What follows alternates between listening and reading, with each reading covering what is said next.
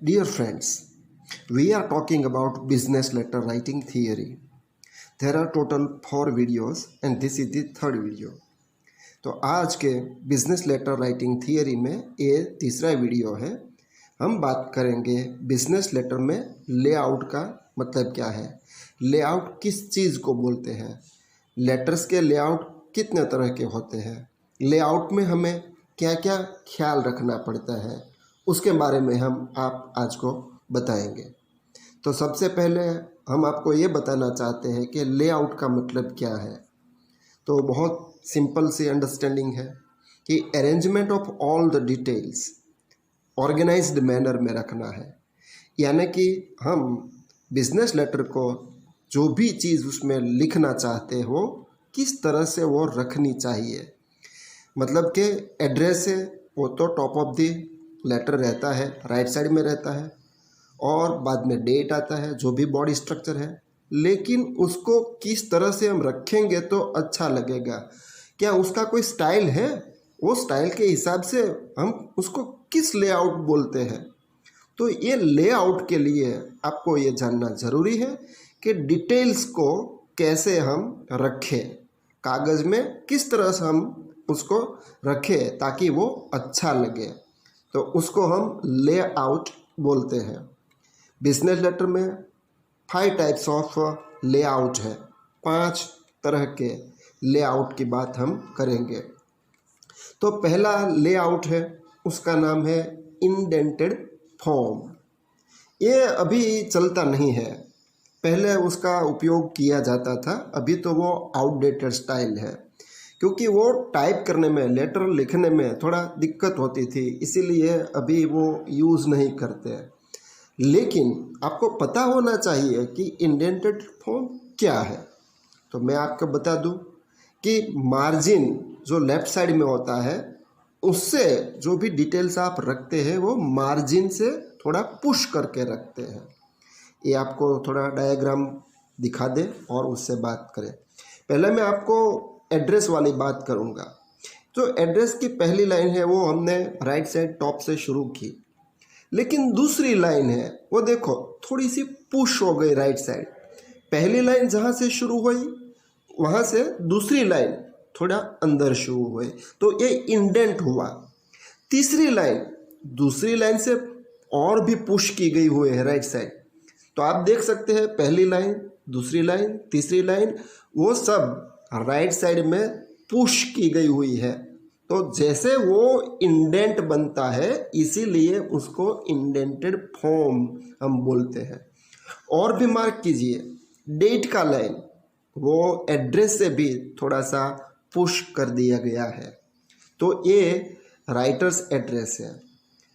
और अब हम बात करेंगे रिसीवर्स एड्रेस, इनसाइड एड्रेस। तो वो भी आप देखें, लेफ्ट साइड मार्जिन से पहला लाइन शुरू किया गया, दूसरी लाइन लेफ्ट साइड मार्जिन से और भी पुश किया गया है, तीसरी लाइन वो भी और भी पुश किया गया है। तो जैसे हमने राइटर्स का एड्रेस लिखा वैसे ही इनसाइड एड्रेस भी लिखा, हर चीज़ राइट साइड थोड़ी थोड़ी पुश की गई है। तो आप देख सकते हैं कि ये जो है इंडेंट बनता है, इसलिए उसको इंडेंटेड फॉर्म बोलते हैं। और बॉडी ऑफ द मैसेज, पहला पैराग्राफ है, दूसरा पैराग्राफ, तीसरा है, उसको भी आप देख सकते हैं कि मार्जिन रखा गया है। और टुवर्ड्स द एंड सैल्यूटेशन है और साइन है, वो भी इंडेंटेड किया गया है। तो इसकी वजह से ये पहला फॉर्म है लेआउट का, उसको इंडेंटेड बोलते हैं। वो अभी चलता नहीं है, लेकिन हमें पता होना चाहिए कि ऐसा भी एक लेआउट था। अब दूसरा लेआउट के बारे में बात करेंगे, उसका नाम है ब्लॉक लेआउट। तो वो क्या है, तो अभी मतलब कि हमारे समय में ये बहुत चलता है, वेरी पॉपुलर फॉर्म है, क्योंकि जिस तरह के अरेंजमेंट होती है डिटेल्स की, उसका एक अट्रैक्टिव लुक आता है, इसीलिए सब लोग उसको उपयोग में लेते हैं। तो यहाँ पे क्या होता है, तो यहाँ पे मार्जिन नहीं रखा। आप देखिए top of the letter writer's address है, वहाँ पे कोई भी मार्जिन नहीं है। एक vertical line, first line, second line, third line ऐसे बनती है।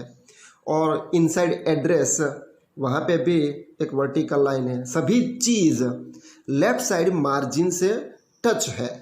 इवन डेट है वो लेफ्ट साइड लिखी गई है। ऐसा नहीं है कि एड्रेस है वो राइट साइड में ही लिखना है।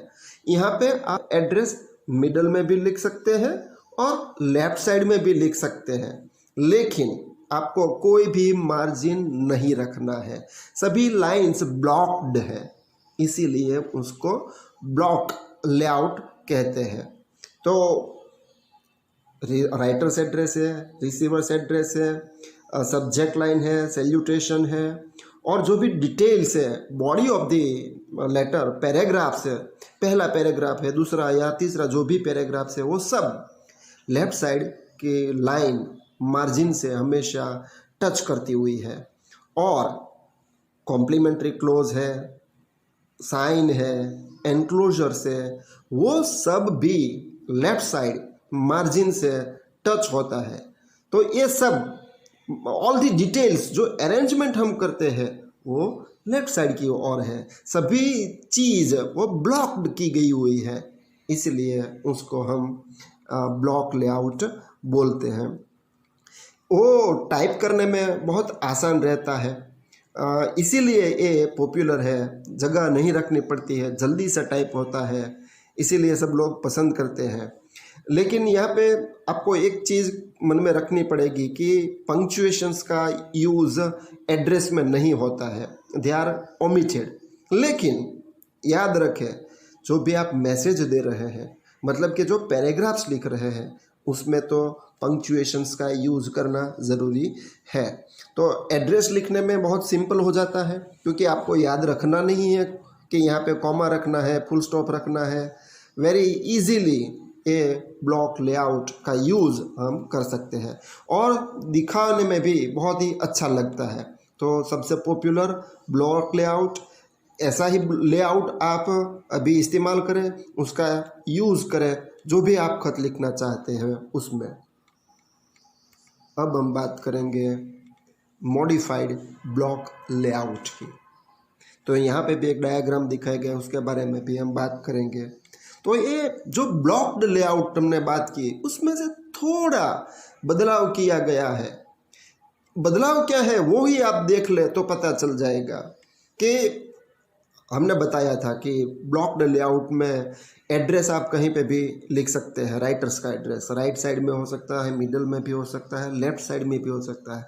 लेकिन मॉडिफाइड ब्लॉक लेआउट में एड्रेस राइट साइड रहता है और लास्ट में कॉम्प्लीमेंट्री क्लोज और साइन वो भी राइट साइड में रहता है। सॉरी, मैंने आपको बताया कि जो एड्रेस है राइटर का वो लेफ्ट है, लेकिन राइट साइड में है।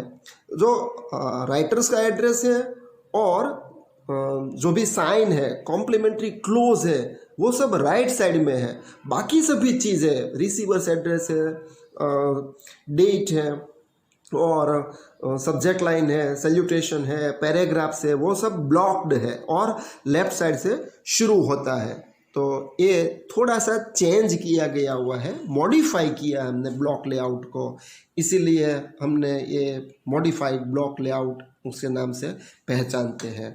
तो कई लोग वो भी यूज़ करते हैं, लेकिन इतना पॉपुलर नहीं है।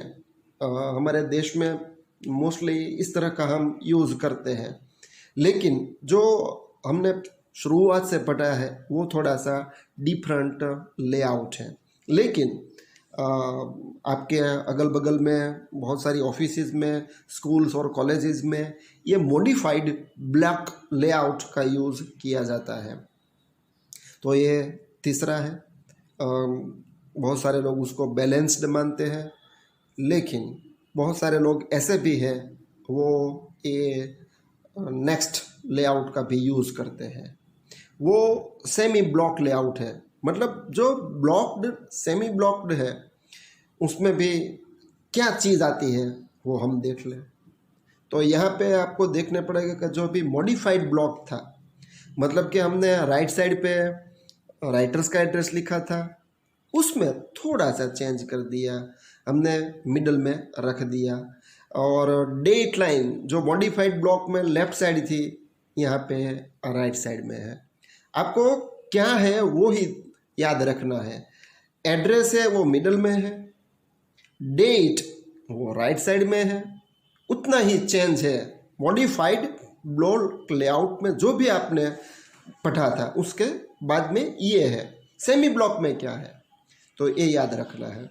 बाकी सभी सारी चीज़ें वैसे की वैसी है।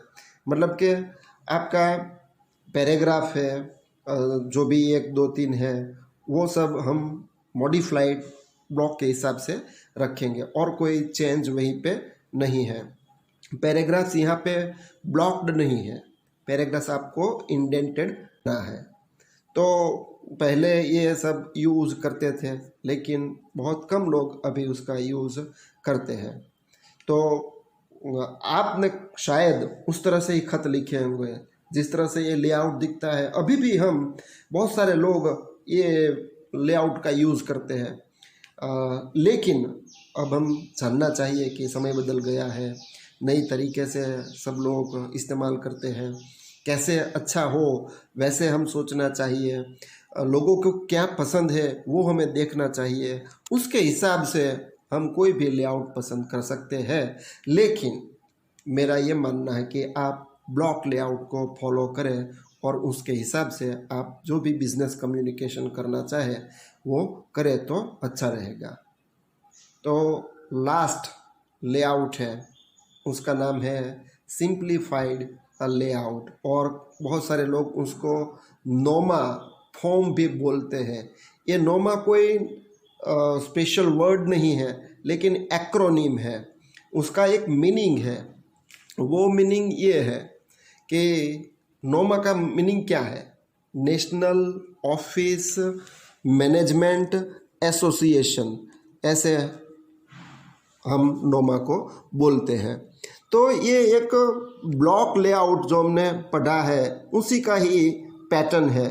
सैल्यूटेशन वो आपने देखा है कि यहाँ पे नहीं है, उसका भी कुछ रीज़न है। अगर आप सैल्यूटेशन नहीं करते हैं तो रिस्पेक्टेड सर, डियर सर, ऐसा वैसा कुछ लिखने का ज़रूरत नहीं पड़ता है।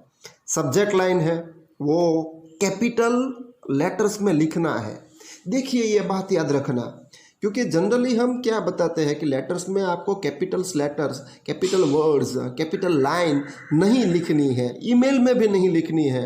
ईमेल के बारे में हमने बात की है।